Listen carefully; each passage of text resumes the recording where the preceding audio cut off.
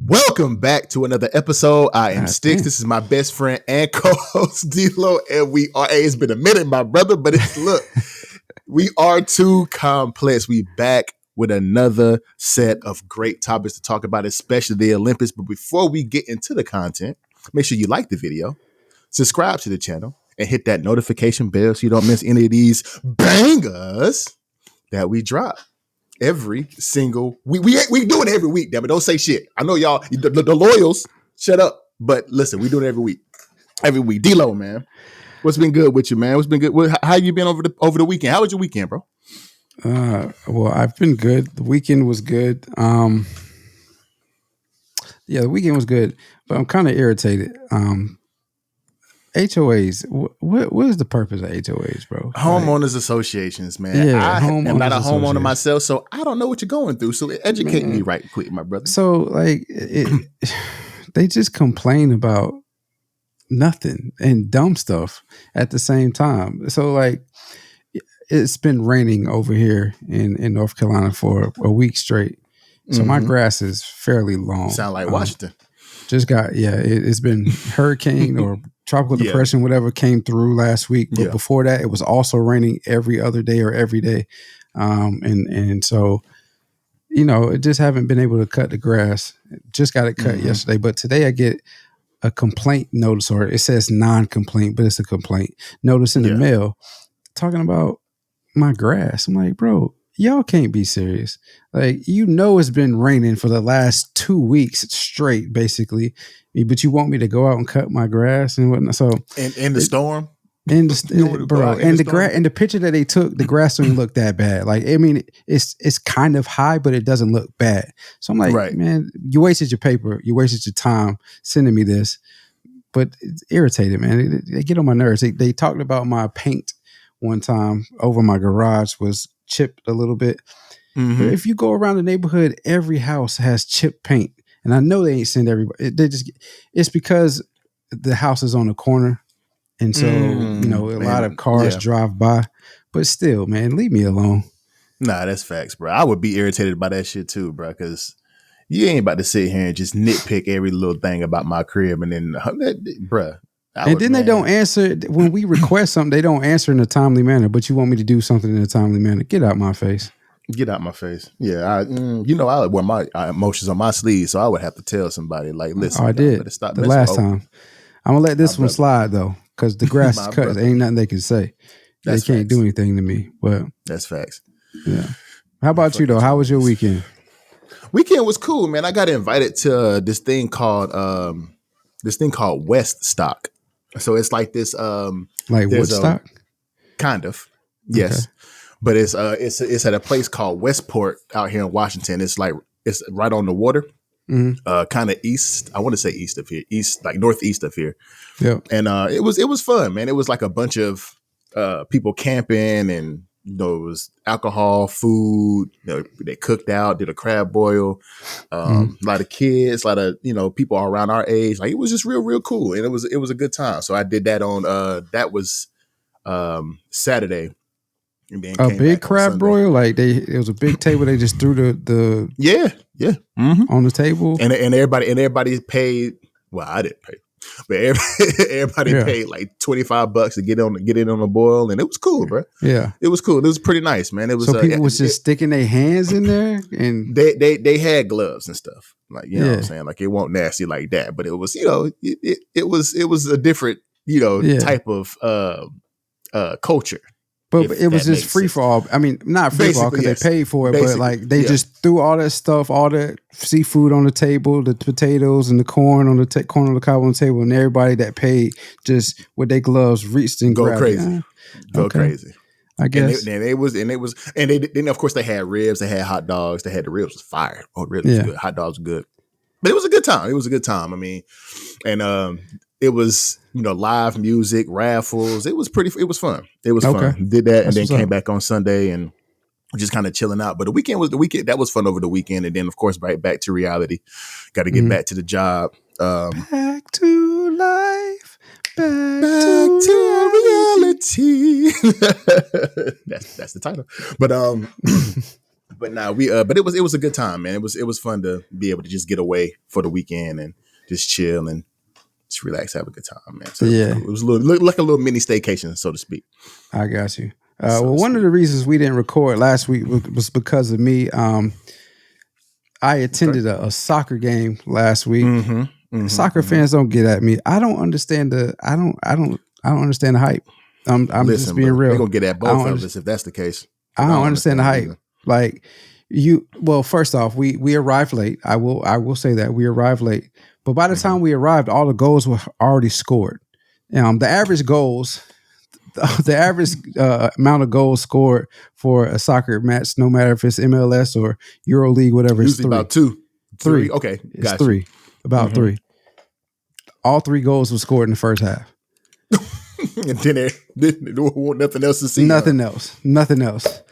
I mean, the energy in the building. Now, that's one thing I would say. The energy in the building was good, but like I said, I don't know. To me, like like with football. My wife was saying, well, with football, it's not really exciting either unless they score. I was like, no, somebody get rocked. That's exciting. Somebody breaks a long catch, run, break a good run, catch, whatever, good throw. That's exciting. Kicking the ball just back and forth. Like tennis to me isn't exciting to watch. Golf but isn't tennis either, to me but I like is more exciting than soccer. To me. Yeah, I would say. Yeah. I can sit and watch tennis. I can watch Federer and Nadal and Novak go crazy. I could watch all them dudes go crazy. Serena, just to name some women. I'm sorry, ladies. Don't. No. I'm just saying. I'm saying that's. Yeah. I know more women tennis players than men. I mean, obviously we know from our age, our era, Andre Agassi, like you said, Nadal, Federer, those individuals. I don't know any other male tennis players. But yeah, I know Coco's she's up and coming, even though she didn't place in the Olympics. Serena's been the GOAT. Oh my God, why am I forgetting Carday's girl, or if they're still together? Carday's girl. I know you talk about. I can't call her name either. I know you talking about though. I know you talking about though. But yeah, sorry. Soccer to me is just like. But I guess in a sense it's because we don't understand it, and I guess. People can say the same thing about American football is if they don't understand it, they don't find it exciting. I don't understand. Osaka. I don't know why I can think of Naomi. There you go. Yeah. But yeah, it's just like we don't understand the game. So it's like, it just seems so slow to us. And it's not as exciting like just watching somebody kick a ball. Maybe somebody might do a crazy trick and kick the ball over their head and then like something like that. That's far and few in between. Ain't no Pele's out there. Exactly.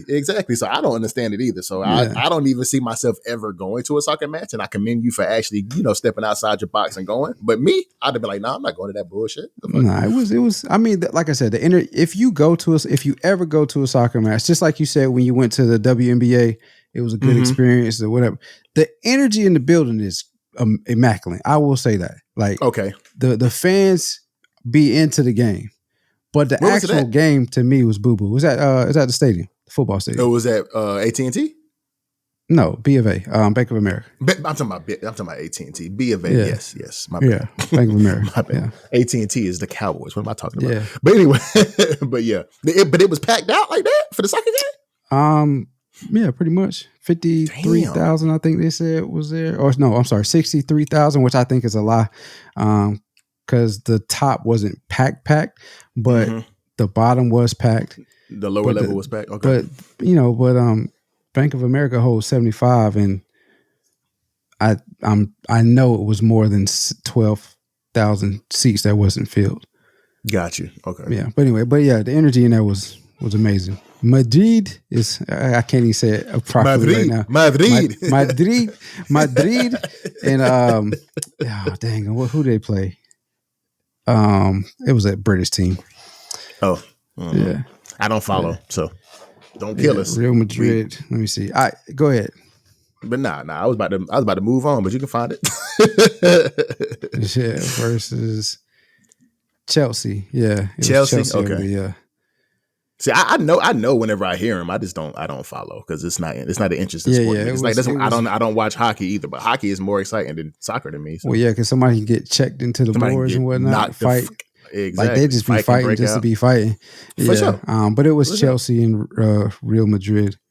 Okay. But like my wife's, and I'm not to belabor all this, but my wife's mom loves one of the players.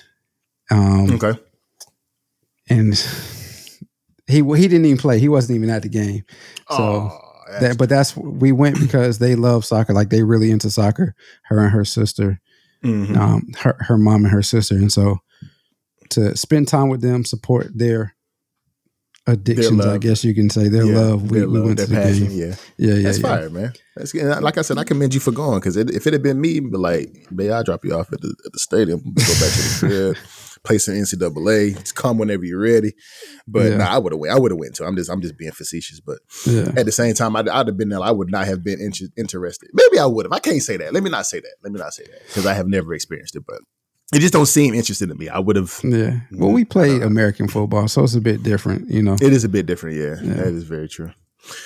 But getting into the content today, man. So Noah Lyles is under fire again on social media for people saying that he faked COVID-19. Now, for those who don't know who Noah Lyles is, he's the gentleman that won he got gold in 100 meters in this year's Paris Olympics, but he was mostly famous for him saying that the NBA champions are not world champions. Of course, you know, world champions are what? The United States, yada, yada. If y'all don't know who that is, go look I wouldn't him up. Go that far, but it's added to his notoriety, I guess. I didn't know who Noah Lyles was until that happened. Me personally. What?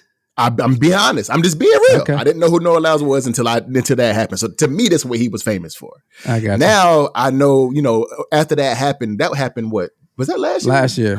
Okay, yeah, that happened last year. And after that happened, I started following him a little bit more. He is a very eccentric character. Or was it earlier this year? No, it was last year. It was last year. Yeah. I thought it was 2 years ago, but it was actually last year, yeah.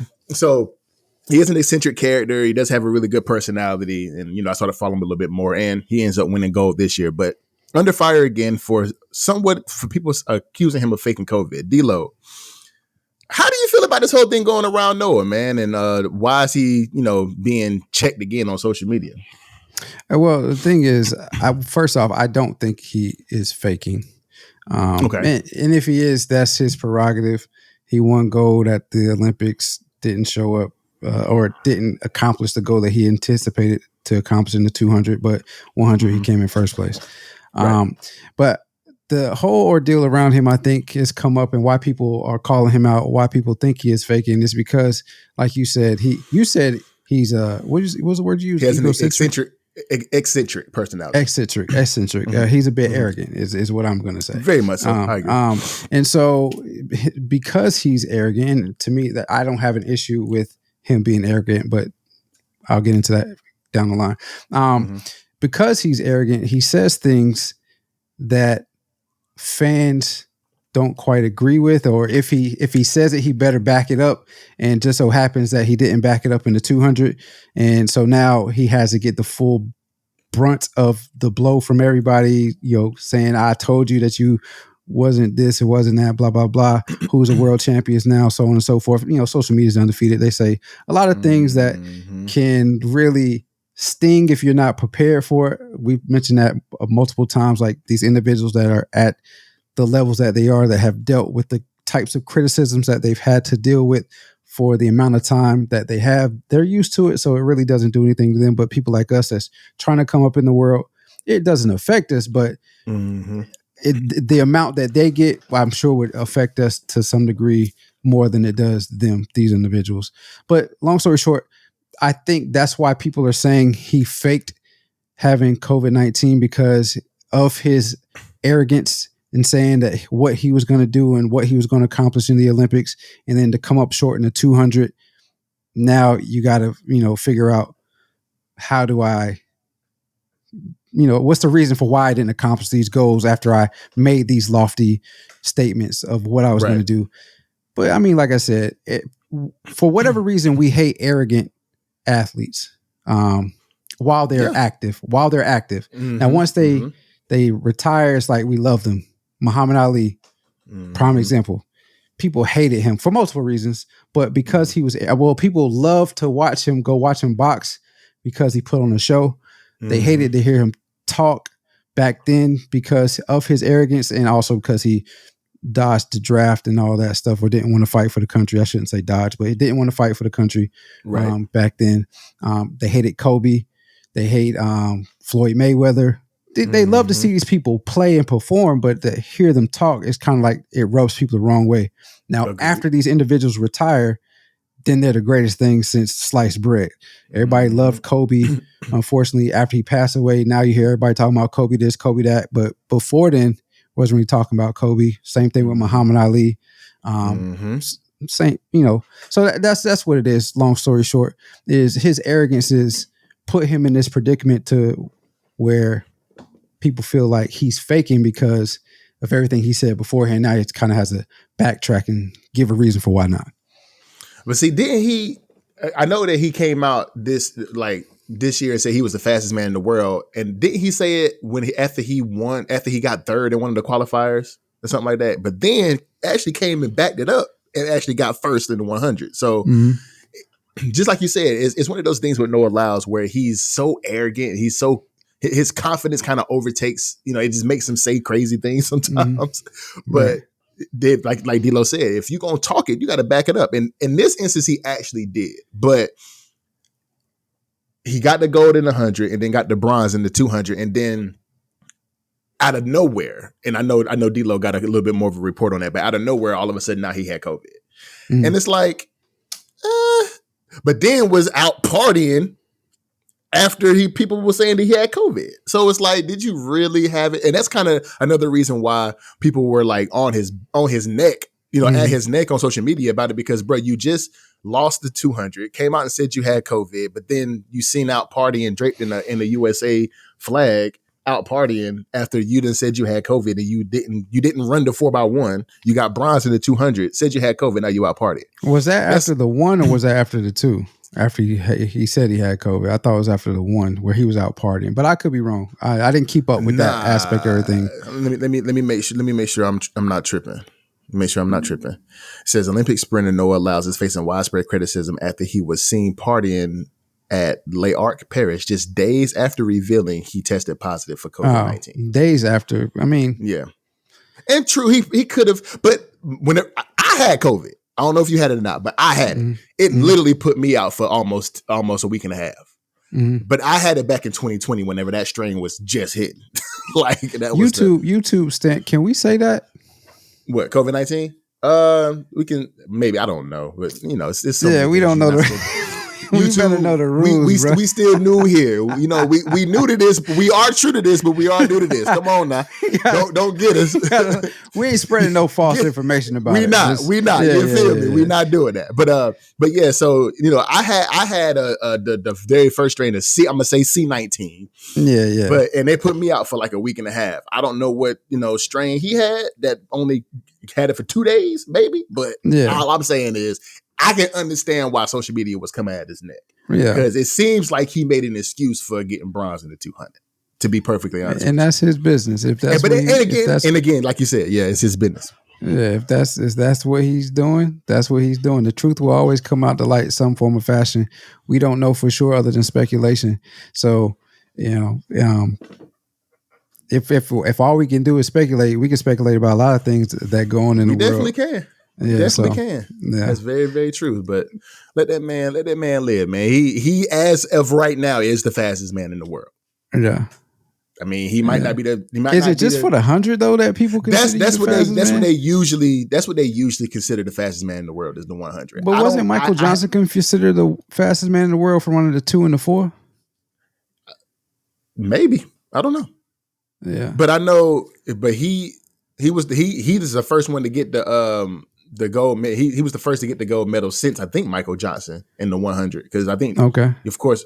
So I don't know, bro. I mean, all I know is, and within myself, the motherfucker that win the 100 is the fastest motherfucker alive. I got you. So, I mean, you got to pick him up, put him down pretty quickly for the 100. Let me ask you this though: do you think the criticism before all of this and the backlash that he's gotten before the C19 and all of that, because of his statements about the NBA and them being the world champions of what, do you think that's warranted? Nah, because if we being real, so although there are players from around the world in the NBA, there is some validity to what he said about them not being actual world champs. If you're talking about world champs, I believe that should be designated to Olympians because you are representing your country against other countries around the world. So I do agree with what he said, but if you really want to be technical and kind of break it down, I mean, you got people from all over the world in the NBA. You got people from Serbia, you got people from France, you got people from Greece, from Germany, from all of these places around the world that come to the greatest league in the world to play. So I understand why they have world champions on the hats at the end of the finals. If you think about it, Adam Silver has never called them world champions. Nobody in the actual front office of the NBA has called them world champions. And I don't even know why even if they're not going to say it, I don't even know why they endorse them having world champions on their hats and on the shirts. But if you want to be technical, then okay. But there is some validity to what Noah Lyles said. There's some validity to it. I don't think the backlash was the way he said it warranted the backlash, but there's some truth to what he said. Yeah. I don't know. I don't think you don't know how to feel about it. I don't think the criticism is warranted. However, because the NBA, up until this point, because of how the NBA and most professional leagues in the United States are viewed, other than soccer, which is now trying to establish itself as a dominant professional league in the United States, but wasn't here before. The professional leagues in the United States have been seen as the best, and the best of the best from all over the world come to play in these respective leagues. So, to me, why wouldn't they be able to call themselves world champions when the best of the best around the world come to play in this league? Like, Tony Kukoc, Croatia's best, played in, we got currently Luka Doncic that's playing in the NBA. We got Jokic playing it. Giannis. These individuals, Canadian players, even though they're considered Wemby, right? French players and those French players. So I mean, like, why can't they call themselves the world champions? I mean, and if it's that serious, then let's line it up for the NBA or United States professional teams, players or teams that win the championship, the other leagues that win championships across the world. All right, then let's schedule a game and we'll play against each other and see what that outcome is. I'm pretty sure it's not going to be what everybody thinks it is, other than like maybe baseball, which because Japanese baseball is pretty good. Yeah, Japan is crazy. Yeah, and then the Dominican Republic and all that stuff. But most of those players are in the MLB. MLB. So, I mean, that's what I'm saying. I understand his sentiment and what he was saying, like you said, but I can't say that I agree too much, but whatever. Yeah. Well, before we move on to the next one, how do you feel about Cheetah, Tyreek Hill, saying that he can beat Noah Lyles in the race? So I mean, he has to have the confidence, right? But Tyreek Hill is fast, and he was a track athlete. We know this. Yes. I mean, he said he could beat Usain Bolt, so I'm sure he feels like he can beat Noah Lyles. But track speed and football speed, which is what Tyreek Hill has been training for the last 10 plus years, or 8 to 10 years of his life. I think he's been in about a decade. Yeah. Yeah, it's completely different. These boys trained 4 years for 9 seconds. You know what I mean? They trained 4 years for 9 seconds. The way you said that is crazy, but it's true.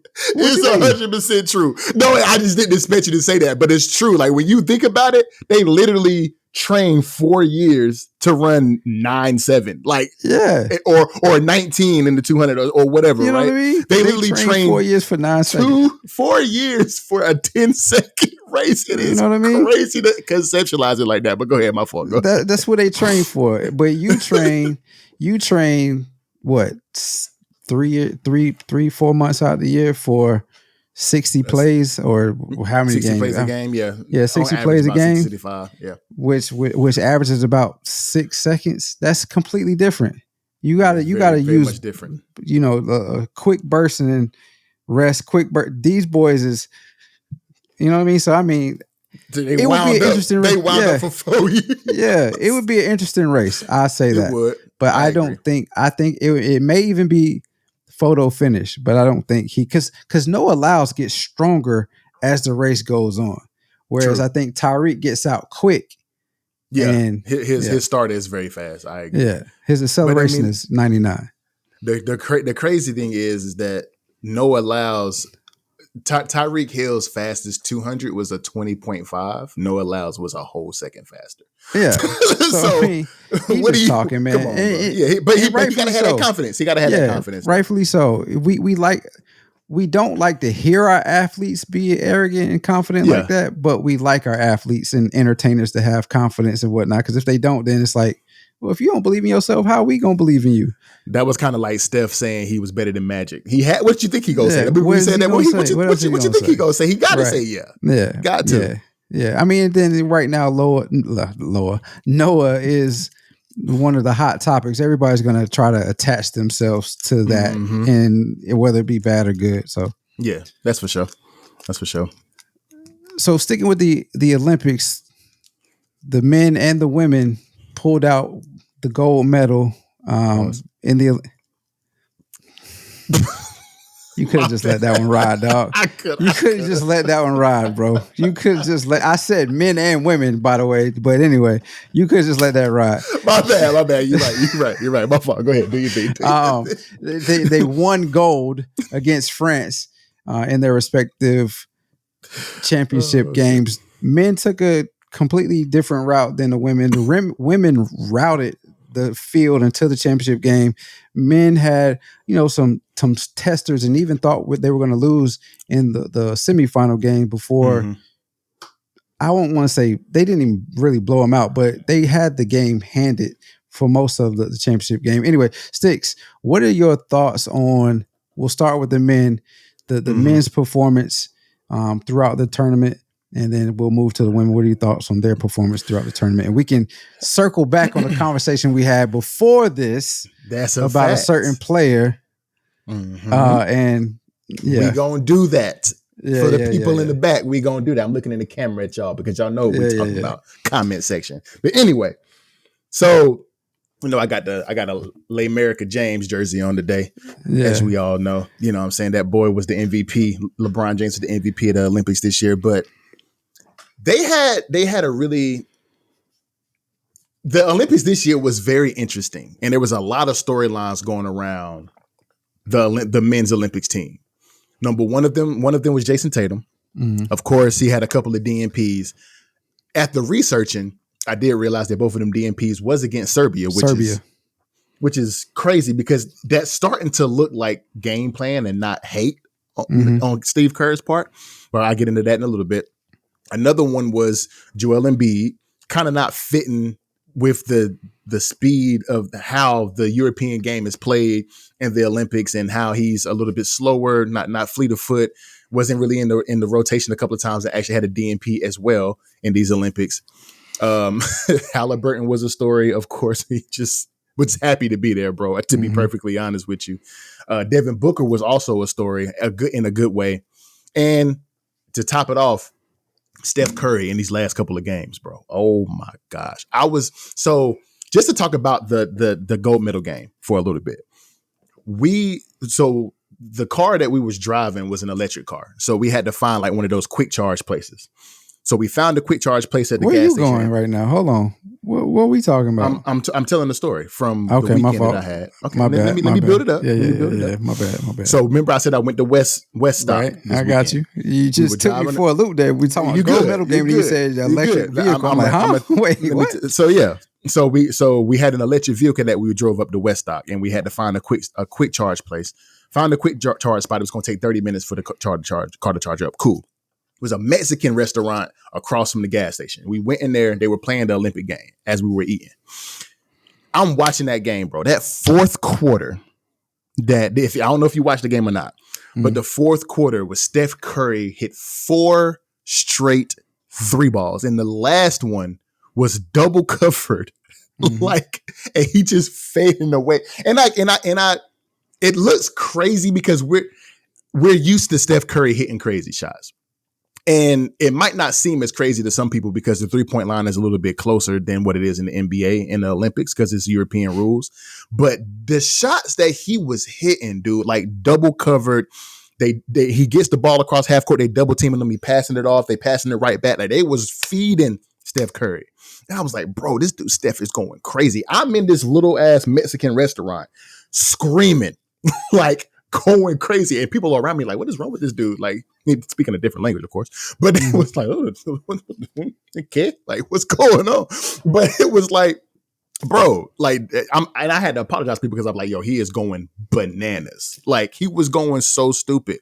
And of course, LeBron James in the game against Serbia, he had a triple-double that was, at the same game that Steph Curry had 37 points because they was down 17 points in the first half, and then they came back, made some defensive adjustments, and won 95-91. Like, their road to the gold medal was a little bit different. Now, I'm gonna jump into. Matter of fact, before we jump into the women, what you think about their road to the gold medal? Their road was, for me, is what I thought it was going to be. They're an older team.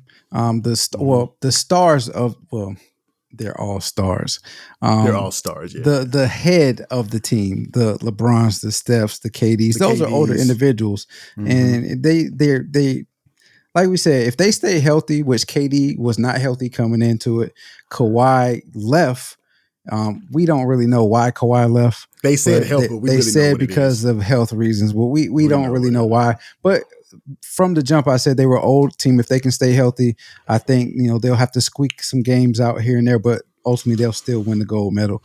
And that's exactly what happened. I'm surprised that Serbia took them to the brinks that they did because they blew Serbia out the last 2 times. That's another thing. Like, how you gonna have them in pool play or scrimmage play starting before the Olympics, exhibition games with the teams that they're going to play in the pool game? Like, it's hard to beat anybody 4 times straight. I agree. Let alone back to back. You can't. It's hard to beat somebody back to back.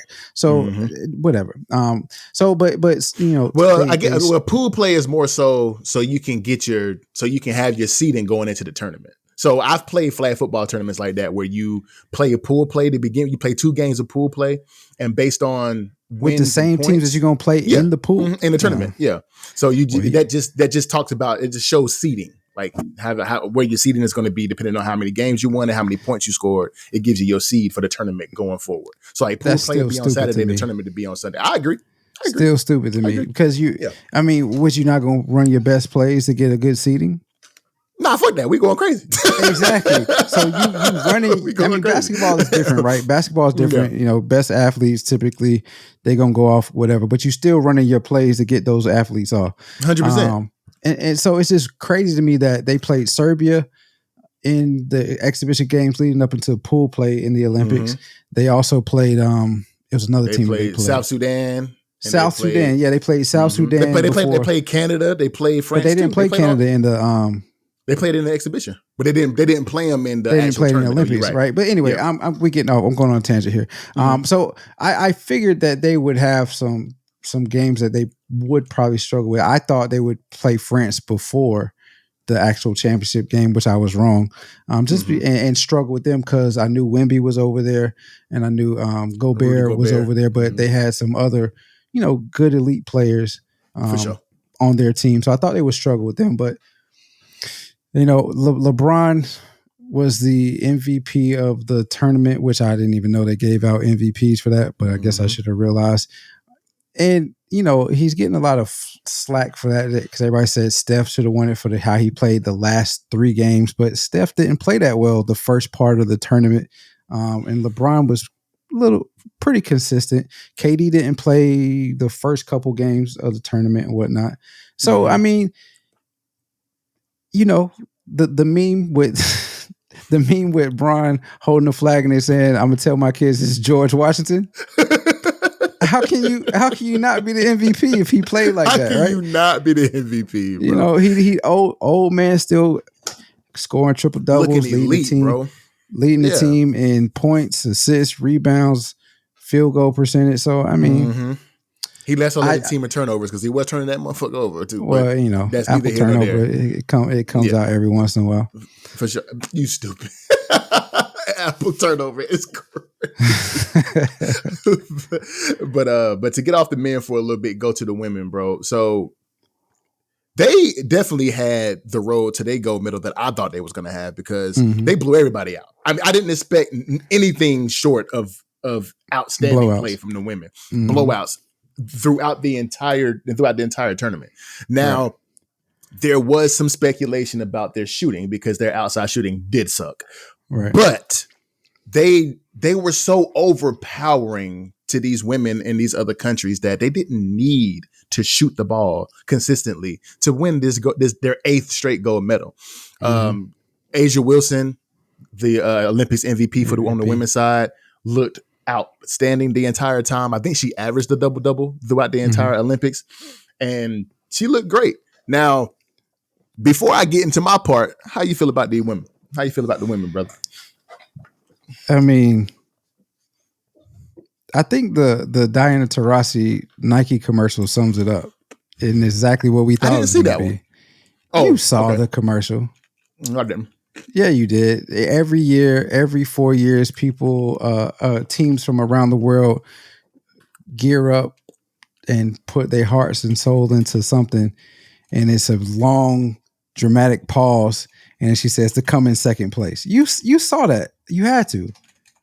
Nike did speaking of that, Nike did their thing throughout this whole Olympics with their commercials and their ads for their respective athletes and teams.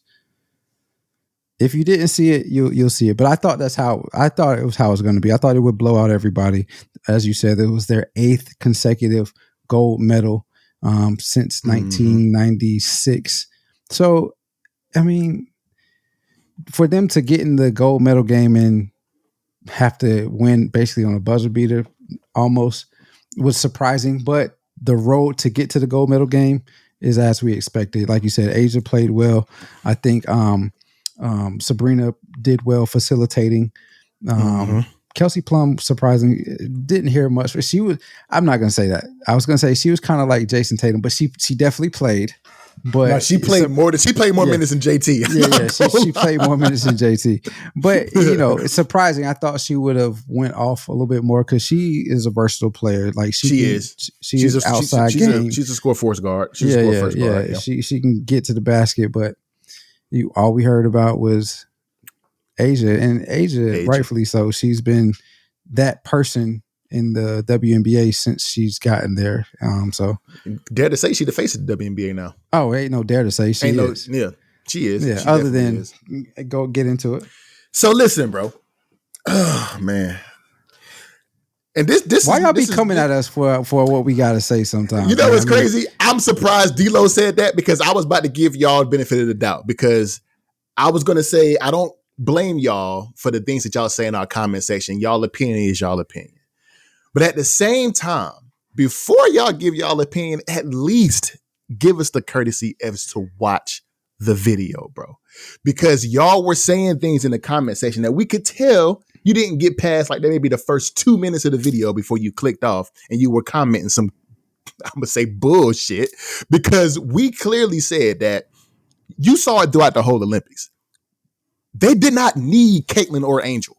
They were a powerhouse regardless going into this Olympics. They were heavy favorites to win their 8th straight gold medal. Nobody was touching the U.S. women's team, period. But at the same time, whenever you talk about, we're not even talking about the shooting. We're not talking about the game that Caitlin Clark possesses or Angel Reese possesses. We're not talking about any of that stuff because the game is separate from where the WNBA wants to be long term. And if you want this game to be global, you want this game to have more eyes, more views, more asses in the seats, more people buying jerseys across the globe, then you put your most popular player in the Olympics as a marketing technique to get eyes on your game. Caitlin Clark would have brought that. Angel Reese would have brought that. We've had players in the WNBA before, Breonna Stewart, Candace Parker, that didn't play a game in the WNBA, but played in the Olympics. They've done it before. The same thing with the NBA. Christian Laettner was in there. Anthony Davis was in there. We've had players that have not played a game in the NBA that came straight out of college and went to the Olympics with the guys or with the girls. Like, you gotta stop acting like Caitlyn would not bring these things to them. We understand that some people don't like the way she plays, don't like her game, might not even like her as a person. Who gives a fuck? Or the fans this ain't about that y'all. Are behind her. Or the fans that are behind her. Who cares? This ain't about you. This is a business technique. If you want to make money and get out of this 10 to 12, reportedly $50 million debt, put your best players on the court so that way you can make money and actually get some fucking revenue so y'all can stop talking about the pay gap. What is the point? Like, of course they don't need Caitlyn. No, they don't fucking need her. They clearly. But if you want to make bread, you want the WNBA to make money, and you want this sport to get more eyes on it, as y'all keep saying, all the women and the pundits and the sports writers all alike, then why won't the WNBA do what's right for the actual league, in opposed to saying, oh, we don't want to jeopardize the sanctity of the game just because somebody... No, fuck that. Fuck that. If y'all grown... what's the old girl name? She went on fucking First Take and was arguing with Stephen A. Smith about it. I forget her name. I have to go up you. Monica McNutt? No, it was the other girl. Other light-skinned girl that went on there with you know what I'm talking about. You know what I'm talking about. But I can't call her name out right now. But I'm not she said something to the effect of, I'm not jeopardizing the sanctity of the game just for somebody to be, just for the popular person to be on the team, or something she said of that nature. I can't. That's not verbatim, but that's to the extent that's what she said. But I'm just like, bro, like, y'all want to make money and y'all not putting yourself in a position to do so. And all I keep hearing is these WNBA players or these women's podcasts or these women's talk shows talking about the pay gap between the NBA and the WNBA, but they always leave out the fact that they're not profitable. There's no revenue. Talk about what's real and and stop trying to push off this damn narrative that you want to spin. Get real, y'all. Like, come on, bro. Y'all, everybody in our comment section knows that Caitlyn would have brought eyes to that team. Angel Reese would have brought eyes to that team. There's players on that team that didn't play because they're injured. There's players on that team that got DNPs. Why couldn't that be Angel and Caitlyn? Andrea Carter, that's her. Yep. Andrea Carter. Yep. So that was my thing on it. Y'all just gotta watch everything that y'all said in the comment section, we said in that video. Y'all just don't take the time to watch and listen. That's the issue. That is the biggest issue I have with a lot of the comment section. And that's why sometimes I be going back and forth with y'all, because y'all just don't watch the video. And if y'all took a couple more minutes out of your day to actually watch instead of passing your judgment, you will understand that we're on the same page and you wouldn't have an argument. But go ahead, D-Lo. I done got mine off. Pause. Nah, I mean, I don't really. I mean, you said everything I would have said, but if I felt that strongly about it, to me, we all know why we said that Caitlyn and or Angel should have been on the USA Olympics team. A lot of people try to make it a black and white thing. A lot of people try to make it a can she play or can she play type of thing.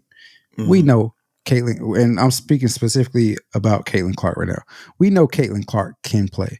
We know what type of attention she brought to women's college basketball with her shooting, with her dribbling, with her scoring triple doubles, with her being the all-time leading scorer of women's college basketball, so on and so forth. We know the type of attention that that Angel brought to the game with averaging triple doubles in the NCAA, playing the villain. And that's another thing. Like the media is doing their job right now. They're making trying to make the WNBA relevant with these two individuals. And 100%. Because these two individuals are so upfront, it only makes sense for them to be on the Olympic team. If you don't want both of them to be on there, choose one of them. Just like past teams have had at least one collegiate player on the Olympic team, along with the pros. Choose one of them. I would have chose Caitlyn, even though Angel had a better start to her rookie season. Caitlyn finished pretty strongly, but I still would have chose Caitlyn just because of the popularity that follows her. The popularity that follows her and her ability to score. Everybody trying to make this a black-white thing. Let that be the dumb behind fans that get on social media and try to make that make that the issue between these two players. they may have issues among them or may have some type of gripes among each other, Caitlyn and Angel. But when they got on the court together to beat the Olympic team as a WNBA All-Stars, they look pretty good together. And so I said the media is doing their job because they created the heroine or heroiness and the villainess. They created these two individuals. And so they're just playing their part. And the WNBA has been asking for more money to go to the players and to increase the pay gap or at least get the same amount of revenue shared as the NBA. Up until now, it hasn't been warranted. And now that you have these two individuals that are bringing the eyes to the games or to the game, are putting the butts in the seats. When you have the biggest stage in the world, the Olympics, where if we're being honest and everybody's seen the statistics, the women's basketball was the least watched of all of them. And so all we're saying is you have Caitlyn on the team. Maybe that's changing and maybe it doesn't, but at least give it an opportunity to see if that is. She didn't have to play, but she didn't. I mean, because like we said, they didn't need her. They've won the last 8 now gold medals in the Olympics as a team. So what is it going to hurt if she's on the team? That's all we were saying. I know when I formed a question about the shooting troubles that they had, Sticks quickly flipped it and said, no, that's not it.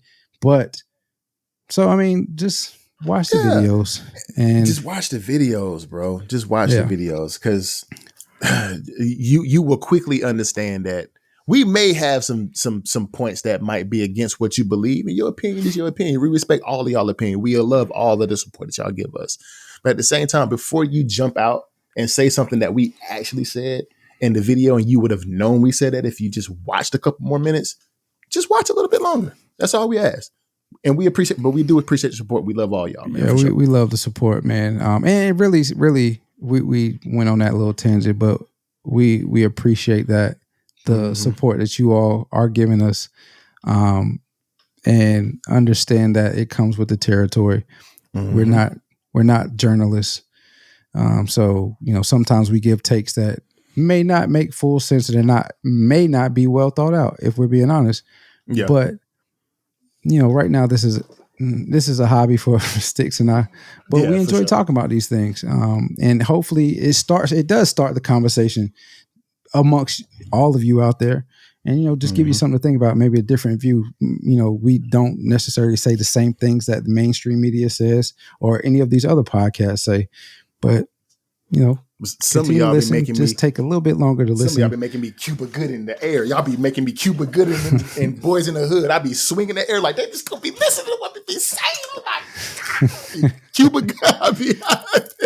I be swinging that air in here at this computer. Like why they just don't watch the video, D-Lo? My God. Yeah. But nah, we good though. We love y'all, man. We love y'all. I'm just being extra. Y'all know me. But moving on to the next topic, man. So the NFL, just like every year, they have dropped their top 100 best players in the league. Going down from 10 to 1, you got Max Crosby, who is the edge rusher from the Raiders. Travis Kelce, tight end for the Chiefs. TJ Watt, edge rusher for the Steelers. Trent Williams in the top 10 as an offensive tackle for the 49ers. Chris Jones, D lineman for the Chiefs. Myles Garrett, edge rusher for the Browns. Pat Mahomes, QB for the Chiefs. Christian McCaffrey, running back for 49ers. Lamar Jackson, quarterback for the Ravens. And Tyreek Hill, the first wide receiver to be ranked number 1 in the NFL, the number 1 NFL player for this upcoming season. D-Lo, is there anybody left out? And did Tyreek Hill deserve to be number 1 in the league? Do you think he's the best player in the NFL? Yes. Let's ask that question. Do you think anybody's left out of the top 10? Yes. I think the top 10 is pretty. I think it was pretty on point. Other than I know Tyreek was on pace to have a 2,000-yard season last year before the ankle injury slowed him up. And Patrick Mahomes didn't have the best year regular season, but was able to finish win the championship, be the MVP, so on and so forth. And Lamar Jackson had a great year, but wasn't able to finish win the Super Bowl or even make it to the Super Bowl at all. Yeah, facts. But I was surprised, honestly, to see Tyreek Hill as the number one player in this top 100. I would have thought it would have been Patrick Mahomes or Lamar Jackson, regardless of how they finished the season last year, winning a Super Bowl or not. Those two individuals, and, it's a quarterback-driven league. You have a good quarterback, you have a chance of winning. And so those two individuals give you a chance to win, but so does Tyreek Hill. What Tyreek Hill also has a boatload of talent around him. And this year, they truly are the fastest team in the NFL, including Odell Beckham. And, if Odell comes back how he was before all the injuries and whatnot. But you have him, Jalen Waddle, Mostert, the list goes on. The list goes on, bro. That's so crazy. That was just the surprising part to me, that Tyreek Hill was over those two individuals. I will also say that the Kansas City Chiefs better be pretty good. You got 3 players in the top 10. 3 players in the top 10. Yeah. Yes. So, yeah. But do you think anybody else? Maybe I'm just not watching football like I thought I was, but I thought it was pretty accurate. Was there anybody that you thought should have been in there? It was pretty spot on. I will say that, and this is going to sound biased. But hear me out. I will say that I thought that Micah had a better season than Chris Jones, and he should have been in the top 10 over Chris Jones as far as D linemen, edge rushers. Yeah, I can see that. But that's the only one. That's the only thing that I would say, that Micah probably should have been in the top 10. But he's going into his 3rd year in the league, so I can kind of. He's at 17. By God, like he's still top 20 players in the league, and he's going into his 3rd year, but. Chris Jones did have a good season. I mean, it's tit for tat. I mean, I could put Micah in there above Chris Jones, but it's tit for tat, to be perfectly honest with you. Yeah, Chris Jones is right there in the quarterback's face, though, causing a lot of chaos. I mean, that's like when Aaron Donald was there. Oh yeah, you know what I mean. So Aaron Donald was more elusive than Chris Jones, but Chris Jones just.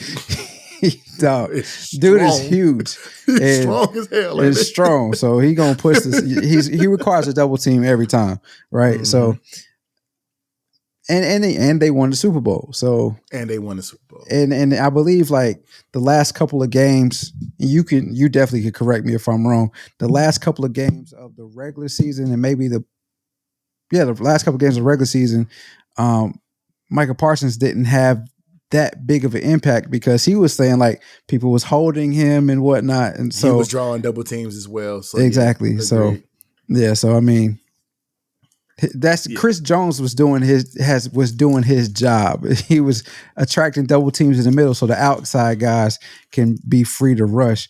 Whereas you're not supposed to get double teamed like that. I shouldn't say that. You are supposed to get double teamed, but edge rushers still find a way to get to the pass rushers, whereas the 3 technique or the nose guards, they just that's their job, to eat up blocks. Mm-hmm. Yeah. And I think Lamar Jackson probably should have been number 1 in the league in opposed to Tyreek. But shout out to Tyreek Hill. I mean, yeah. Like no hate on you, Tyreek. No hate on Tyreek. I mean, he had like D-Lo mentioned, he almost had 2,000 yards in the season, which would be the first ever. If I'm not mistaken, I can't. Who else had 2,000 in the Calvin season? Johnson. Calvin Johnson had 2,000 in the season. You're right. But it would have been the first since him, and I think only the second time ever done. You can check me on that too. But I don't think anybody other than Calvin had 2,000 in the season. I could be wrong again, because I don't think it's happened often at all. I think Calvin is the only one. But I could be wrong. It could be Randy might have been in there too with the Patriots, but I could be wrong with that as well. I think so. Randy had 21 touchdowns, but I don't think he had. Yeah, I don't think he had that many. Yeah, he didn't. Yeah. Yeah, I'm checking now. Hold on. Yeah, all good. But the one thing I did notice about the top 100 is they have offensive guards and offensive Cooper tackles. Kupp did it. Oh, he did. That's right. Yeah, he did when he had the when he did the Triple Crown. Yep. That's right. When he let in catch his yards into, he did do that. That's right. So we always forget about Cooper Kupp. He was amazing. Yeah. It was amazing. But I noticed that there's no centers in the top 100. But Jason Kelce also did retire, so yeah, there that is. He probably would have been the only one, but there's no centers in the top 100. There is 20 wide receivers in the top 100, which kind of makes sense because the way the league Calvin Johnson actually did not get. He didn't get if 2000? I'm looking at this right, he didn't get to. He was close, 1964, but this says Cooper Kupp is second in 1947. Yeah, I don't know how. So nobody's ever done it. I mean, Cooper Kupp has done it, but nobody has ever done it. Well, I mean, no player has ever finished with over 2,000 receiving yards in a season. The current record is Calvin Johnson with 1964. So he would have been the first. But what is that talking about? Cooper Kupp become the first receiver to reach? Is it a question? Okay, this is we off topic. Yeah, go ahead. All right, no worries. But 20 wide receivers it's kind of shocking to me, but it wasn't very shocking because the way the NFL is going these days, like the way it's transitioned over the past, I would say decade, that the passing game is huge now in the NFL. I mean, it's huge in American football, period. Because you see a lot of quarterbacks in college football throwing for 5, almost 6,000 yards passing too. So the passing game is huge in the way the NFL has transitioned from the running game back in the day, that 3 yards in a cloud of dust. We don't have that no more. You got 7 yards in an out route now. I mean, I don't know if that's what they call it, but I just wanted to make something up. But it's 20 wide receivers in the top 100 isn't too shocking. But I would think it in the 16 quarterbacks. So there you go. But edge rushers is 14, 10 safeties, only 3 tight ends and 5 cornerbacks. So the offense is very heavily favored in the top 100. I think offensive players over a bunch of different sports, the offensive player is going to be in your top 100 before the defensive player is going to be anyway. So yeah. Offense, I think it looks good though. I think it looks good. Wins championships, offense wins games. Defense wins championship, offense wins games. Offense puts butts in the seats. Yeah, for sure. And that's exactly what it is. Is you have those individuals that bring the people to the game that are on that list, those receivers, those quarterbacks. How many running backs is it? Because that's not a high value position anymore. 5 running backs in the top 100. Okay. Yeah. 5 running backs. So, the tight ends are Kelce, Kittle, and who was it? Old boy from Detroit, Lamporto. Was it him or is it Hockenson? Laporta. Let me go look. No, it's Laporta. Is it Laporta? Okay. Yeah, I'm gonna see. But yeah, it is. No, it's Mark Andrews. Laporta's not in there? Mm-mm. Mark Andrews didn't even play half the season last year. Mark Andrews is at number 80. And then you got, I'm getting too far down, George Kittle at number 19. And you got Kelce at number 5. Yep. I thought I saw Laporta in there, man. Anyway,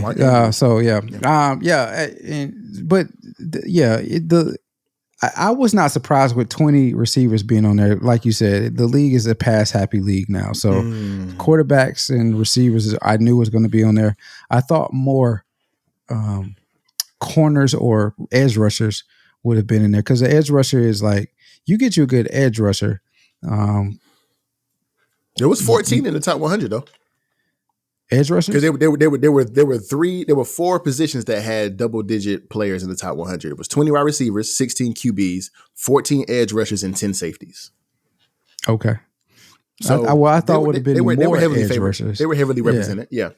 Yeah, but I mean, so all that being said, I'm not too surprised with the list. Other than I thought there would have been more edge rushers. But this list to me did indicate that you can clearly tell who the better teams are because they have 3, 4, 5 individuals on the list. And then you can tell who the terrible teams are. Carolina Panthers didn't have anybody on the list. Nobody on the list. You know what I mean? So unfortunately.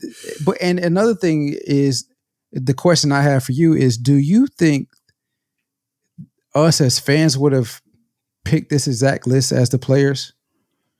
I don't think we would have. I know for a fact Tyreek Hill would not have been number one. Patrick Mahomes probably would have been number one. Mm-hmm. I think it would have been, if we have to look at the top 10, the fans would not have picked this the same way. If we're just looking at the top 10. Yeah. But I don't think Chris Jones wouldn't have been in the Chris top Jones 10. wouldn't have been in the top 10. I don't think Myles Garrett probably. I think it would have been, to be perfectly honest, I think the fans would put all offensive players in the top 10. Nah, I don't think that. But I think Myles Garrett would have been in the top 10, but he wouldn't have been. He was 4, 3. He was fifth. I don't think he would have been 5. I think it would have been like 8, 9 at a fan pick. To me, and I asked that question is because there are some individuals that where they were ranked, I was kind of surprised. Like I knew that they were good players, but as a player, how you feel about a certain player is definitely different from how a fan feels about a player. Like you could be the best player in the world, and one of the perceived worst players in the league gives you the most fits, and you think he's better than XYZ. So you're gonna rank him how you feel. You know what I mean? That's and that's why I'm like, I think the players, like, this is very accurate, and this is why you can, looking at this list, you can tell who is it accurate though, D-Lo? I think it is accurate. They got CeeDee Lamb above Justin Jefferson, bro. Justin Jefferson didn't play as much as CeeDee Lamb did last year. I agree, but he's not a better receiver than Justin Jefferson in my eyes. This is based off of last year. I agree. It's just but the crazy part is that we talked about this in the segment that we dropped over the weekend. This just gives CeeDee Lamb fuel to his fire why he needs a bigger contract. Because now you see him ranked 13th, the number one receiver in the NFL, according to this list. Mm-hmm. He's the highest ranked receiver on the top 100. And you don't want to give him a contract. Who was right? Oh no, Tyreek. He's not the highest ranked. Tyreek. Oh, you know what? You're right. You're Tyreek is higher because he's number one. I'm tripping. But he's the second highest ranked wide receiver, right below Tyreek Hill. Yeah. And Justin Jefferson just got the biggest wide receiver contract in NFL history, but he's ranked above Justin Jefferson. So now you got a decision to make. You know what I'm saying? Like, what do you want? Well, what do you Jerry want said he's not in a rush, bro. He ain't got no. He said he ain't in no rush, bro. He don't feel no pressure. But told him he loved him and miss him. He loved him and missed him, man. Jerry Jones, bro. Like, you about as bad as, you know what? Never mind. I ain't gonna say that. Fuck it. He about as bad as Joe Biden. Get up out of here. Get him up out of here, D-Lo. Get him up out of here. 18. So he was 13. Justin Jefferson was 18. Yeah. And then AJ Brown was right behind Justin Jefferson at 21. Yeah, I mean, and all of these players are paid more than CD right now. But does CD have a point with holding out? I mean, I said it in that segment. I would do everything in my power to keep that core of Cowboys together. But I would also do everything in my power not to pay them what they want. And I know CD wants to be the highest paid non-quarterback. He would not be the highest paid non-quarterback if I was the GM or the owner. I mean, CD, like Jerry said, I love you and I miss you, but you're not getting the highest paid non-quarterback money when I got to pay Micah Parsons more than $35,000, bro. And Micah Parsons' contract, his extension ain't coming up right now. His extension ain't coming up. His extension comes up at the end of this season. But it's still, I gotta save the money to pay him. I still gotta say, exactly. You're right. But it's like, bruh, like, can you do something, dog? Like, because we literally are in fear of losing all three of these dudes coming up after this next season, bro. Like, like CD is on a contract at least for this next year, and he could definitely go to. Porter is on the list, bro. What you talking about? It said it was only 3 tight ends on the list, bro, and I read off all 3 of them. So number 80 is Sam Laporta, tight end for the Lions. Well, what the hell was I just looking at? I don't know what you were looking at, because old boy didn't even play 10 games. I swear to God, I saw Mark Andrews on this damn list, but anyway, it's neither here nor there. But yeah, so okay, well, it was him. It wasn't Mark Andrews, but nah, but but I was looking at the. Yeah, it's okay. Players mess up. Looking at the 2020, right below that is the 2023 list on my screen. But I was looking at that. My bad. But nah, man, it's just. I like the list. Me personally, I think. CDs need to. swap. He need to go back to 18 and let somebody else come up to 13. But that's just my personal opinion. I'm a Cowboys fan. Just to let y'all know. Y'all know this. They piss me off, but I'm gonna tell you the truth about them. Like Dak Prescott is the number 1, 2, 3, 4, the fifth ranked quarterback in the NFL. I don't think so, personally, but maybe so. I mean, I don't know. It's just I'm thinking. So Lamar, Patrick, Pat, my homeboy, Josh Allen for sure. Jalen Hurts. See, listen. That's Jalen Hurts is ranked 15. Dak is ranked 16. That's what I'm saying. I like Jalen Hurts. Is Dak better than Let me go up some. Okay. Let me go up some. Is Dak better than CJ Stroud? No, I don't think so. I'm gonna be honest with you, I don't think he is. Even though CJ only had 1 year, Dak CJ looked CJ looked good last year. Like he looks like Patrick Mahomes, in my opinion. Agreed. Is Dak better than Brock Purdy? I mean, now you trying to get me clipped up like Cam Newton now. I'm asking. I think he's better than Brock Purdy. Okay. I think if I keep going, I think he's better than these quarterbacks too. He's better than Jordan Love to me. He's better than Tua to me. He's better than Joe Burrow to me. Mm-hmm. You think he's better than Joe Burrow? Joe Burrow just can't stay healthy. I agree. I think he's better than Joe Burrow though. I think he's better than Jared Goff. I think he's better than who else? Who's the next quarterback on this list? I think that's it, actually. No, I think he's better than Justin Herbert. I think he's better than Kirk Cousins. Trevor Lawrence, he's better than. I think he's better than Aaron Rodgers. You think he's better than Aaron Rodgers? At this point in Aaron Rodgers' career, yes.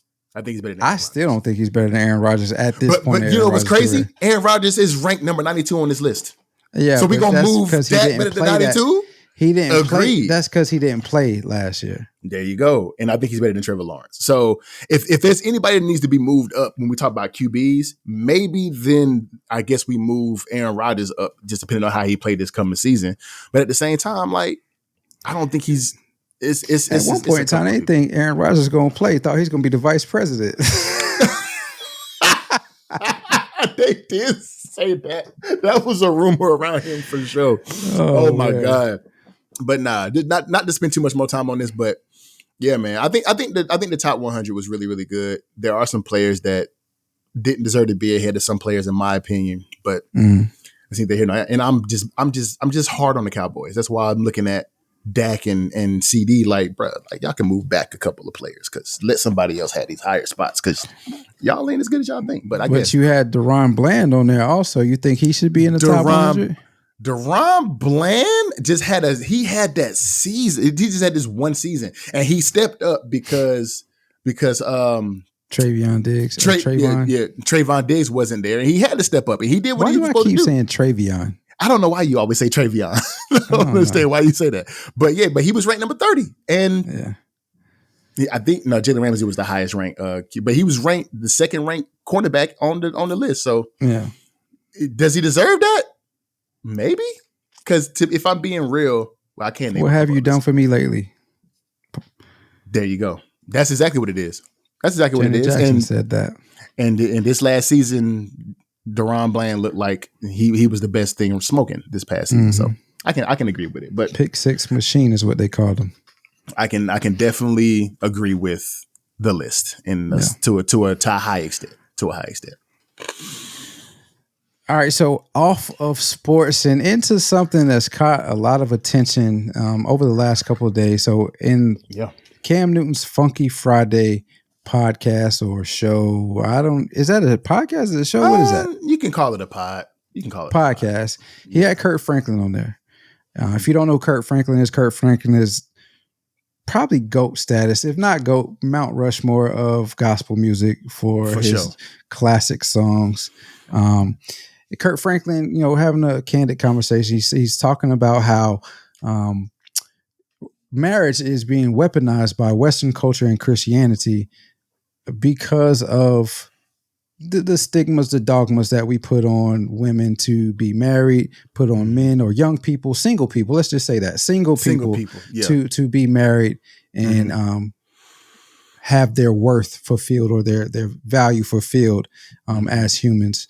Sticks, how do you feel about this whole conversation that Kirk Franklin had with Cam Newton and the stigmas that come with the marriage, being married in Christianity and Western culture? Kirk was spitting. Kirk was spitting in this pod because I ended up going back and watching the whole podcast, and he was saying a lot of good things in the podcast. And one quote, and just to kind of get off the actual topic for a second, one quote that he said was, "Whenever you're doing good, sometimes God will bring the water above your head, so that way you can feel so you can see what it feels like to talk to people who are drowning." That was a good ass quote, just to start it off there. But what he said about marriage and Western culture and Christianity is very, very true, because my sister, shout out to you, sis, she sent, I had already saw the post, but she sent it to me this morning, and I was like, yeah, Kurt was spitting, and she sent it to me because I feel like, even though maybe it's said behind the scenes, or maybe, you know what I'm saying, it's not said out loud within our family, but I feel like she gets a lot of that because she is in her 30s. She is single. And I feel like whenever we go to these family functions, she gets a lot of the slack for being single with no kids.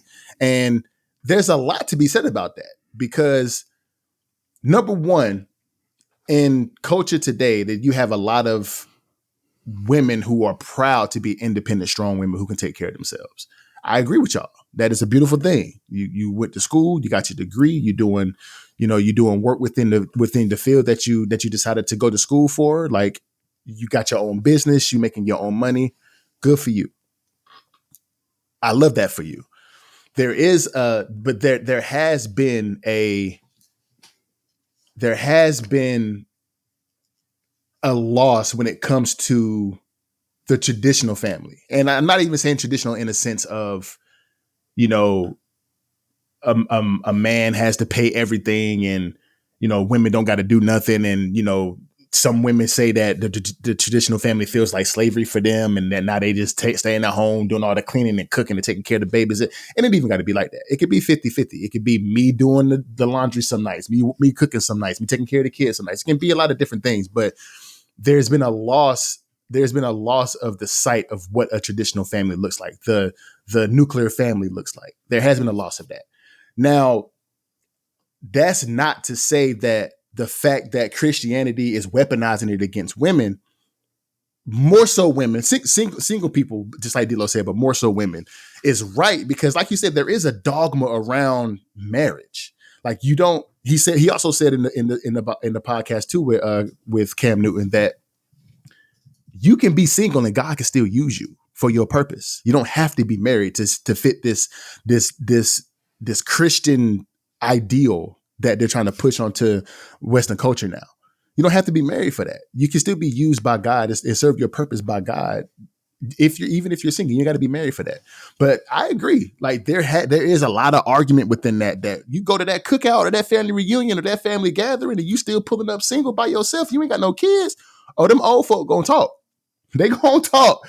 And I feel like I get a little bit of it too, but it's not as much with men. But it's getting to a point now where I'm getting old enough to where they be asking me, dang, you ain't got no wife yet. I'm like, I ain't found one. You feel me? Like, don't nobody want your boy. You know what I'm saying? Type shit. So it's just one of those things where it's like, I agree with what Kurt was saying, and it's definitely weaponized more against women than it is with men. But what you think, D-Lo? So there's one thing that you said that he mentioned in the pod, that you can still be single and God still use you, and you said that that's how it is nowadays. Like, people feel like they, I don't want to put words in your mouth, but you said people feel like they need to be in a relationship in order to be used. Well, yeah, biblically, God. That's what Kirk said. That's what Kirk said. That's what Christianity is saying, that people need to be in a marriage to be used. But go ahead. I'm sorry. And no, it's cool. But the thing is, like, we use the Bible we use the Bible in ways that help us feel good about ourselves, not really following it to a T, right? Agreed. So, like, agreed. We'll say, well, God said, don't sleep out. Or God said, don't sleep out of wedlock. Mm-hmm. I know people that did not have like actual intercourse. They had intercourse, but it wasn't genitals to genitals. They was getting, you know what I'm saying? They was for sure. They was just getting fellatio. Gotcha. Boy, you basically doing the act.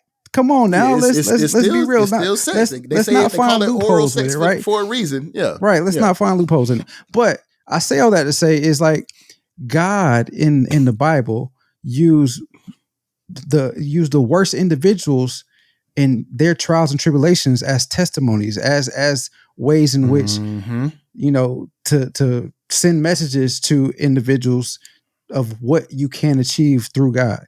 So for me, I felt like that was a little bit of he overstated that situation. Like, God, people nowadays can be used just like they were used back in biblical times, whether they're the worst of individuals or the best of individuals. It doesn't matter. If God wants to use you, he's going to use you. As far as what Kirk Franklin said, I think there is some validity to it. Like we weaponize the Christianity in the Western culture, try to weaponize marriage, but there's also a bit I see why it is weaponized. And I say that as I'm married, but even if I wasn't married, I can understand why it's weaponized, because we kind of slipping away from the core values that we have. And now I say all that not to villainize women that are not married as they get older, because if you are happy with yourself, you can do bad all by yourself rather than being with somebody that's not making you happy. Be that. If you can take care of yourself without somebody else stepping in the picture, muddying up how you feel about yourself, you do that.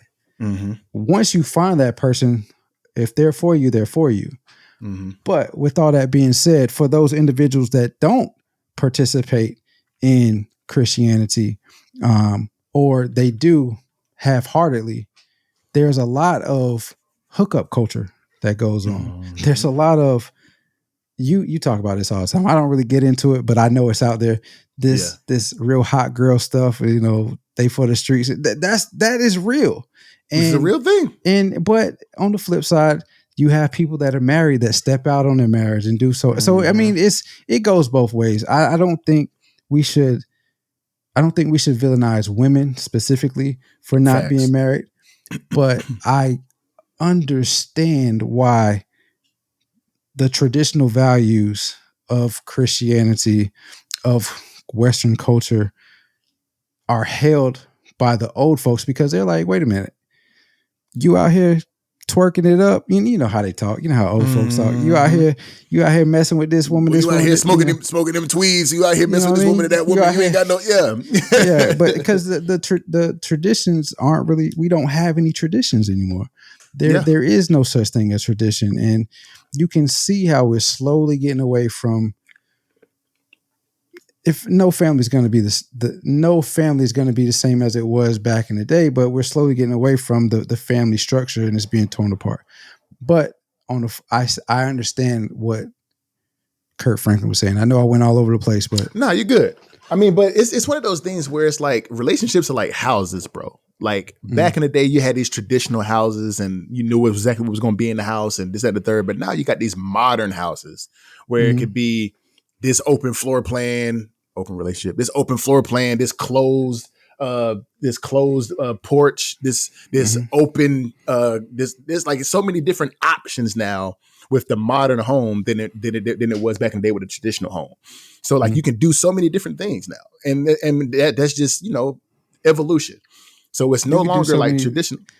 Go ahead.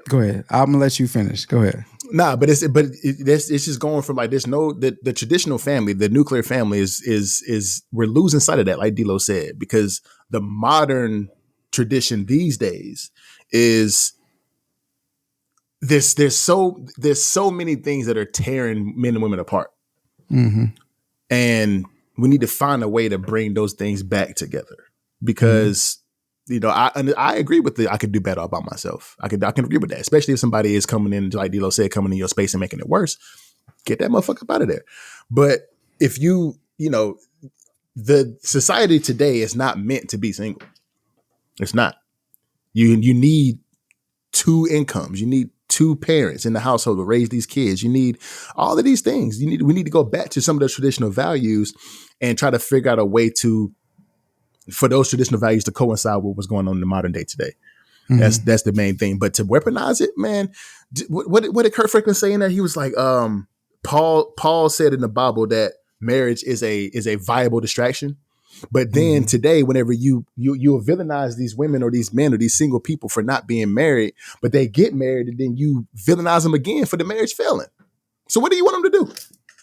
What do you want them to do? You know what I'm saying? That's what he was saying. He was saying, like, that's why he was saying it is weaponized. It's because people will try to get married with somebody that he didn't say this specifically, but this is what I took it as. People will get married early and quick for somebody that they not necessarily love, but for acceptance most times in the community. Yeah, for acceptance, and not necessarily even but somebody that they lust for, because again, the Bible says, you shouldn't be sleeping out of wedlock, so on and so forth.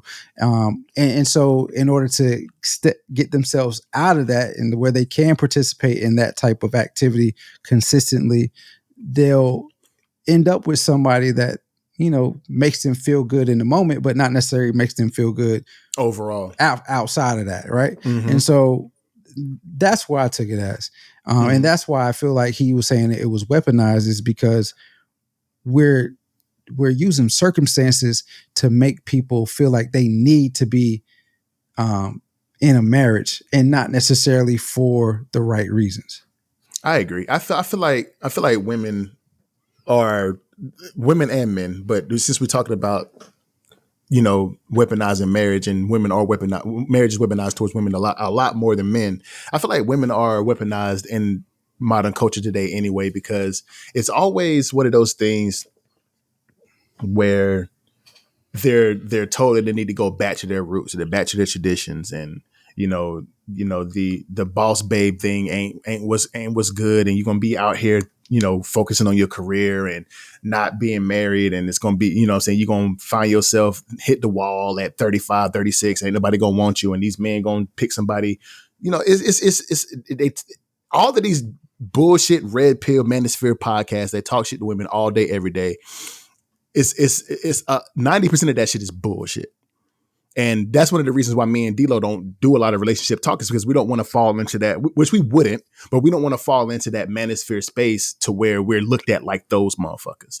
And women, again, if y'all want to take care of yourself, go to school, get a degree, get a job, focus on you until you are within, your 30s, and now you say you got your career settled, and now you want to settle down until you're ready. Like, who cares how long it take you to get married? Don't let the Christian culture weaponize, or the Western culture weaponize marriage against you.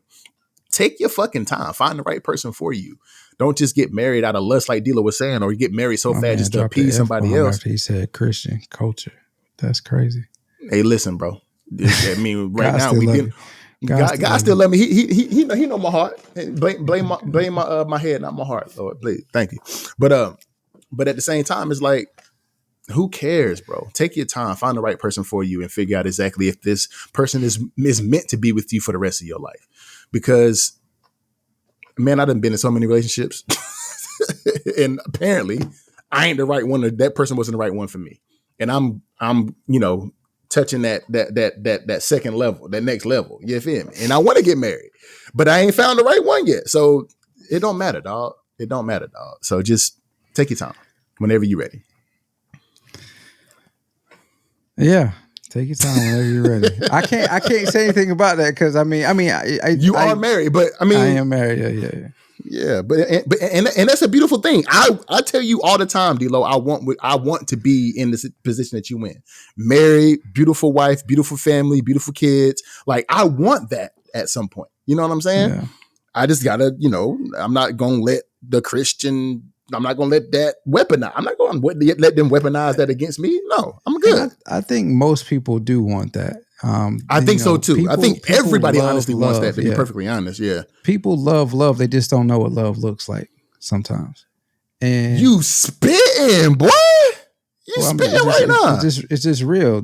People love, but they don't know what it looks like. And so when they think that they are in love from other feelings, they jump on it really quick. They try to keep that lightning in the bottle for as long as they can, but when that lightning runs out, it is what it is. My sister said something to me.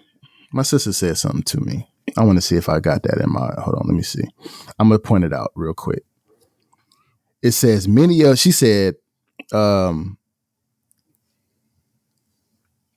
she said many of us, in parentheses, she said black people, don't recognize that we suffer from childhood trauma. It's good to address them in earlier stages of dating.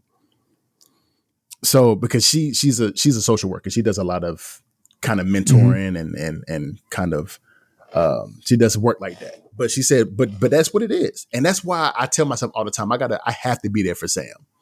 Like I can't have her being one of these people out here with daddy issues or childhood trauma to where she didn't know what love was. I got to be here for my daughter so she can know exactly what love is and what to look for in a man. Like, and yeah, it's just, I don't want Sam to be this person. I also don't want Sam to be the person who falls into this weaponized culture and marries super duper early because she felt like that's what she has to do or what she needs to do. Take your time, find that person for you. But I don't know, bro. It's tough out here. It's the single life is tough. I don't want to be in a single life no more, but it's what it is for right now. Yeah. You feel me? How do we wrap this up? I want to wrap it up different, but I'm just do what we do and we'll figure it out. Like we got to figure something out, man. Like I love how we do it. Pause. Really pause. Big pause. Way pause. Wait a minute, brother. I love how we finished the podcast, but I think it could be better. But we just gonna stick. We just gonna stick with what we've been doing. Just know we love, and everybody should love. Yeah, but find a love that is the right love for you in the right time. Period. Bam, there it is. And with that being said, thank you for tuning in to the Too Complex podcast. Remember that life is short and oftentimes complex, but when it becomes too complex, don't be afraid to lean on those that you love to help you find simplicity and balance in life. Stay prayed up in this crazy world. A few requests thrown above can bring you peace and sanity. Thanks for loving us and supporting this podcast. It means the world to us. We're sending our love right back to you. Don't forget to subscribe on whatever podcast platform that you listen to, and also follow us on all of your social media platforms. That is YouTube, Instagram, Threads, and TikTok. With that being said, remember, if it ain't too complex, it ain't complex at all. Till next time, we'll see you when we see you. Actually, I should be doing the other hand. Salute.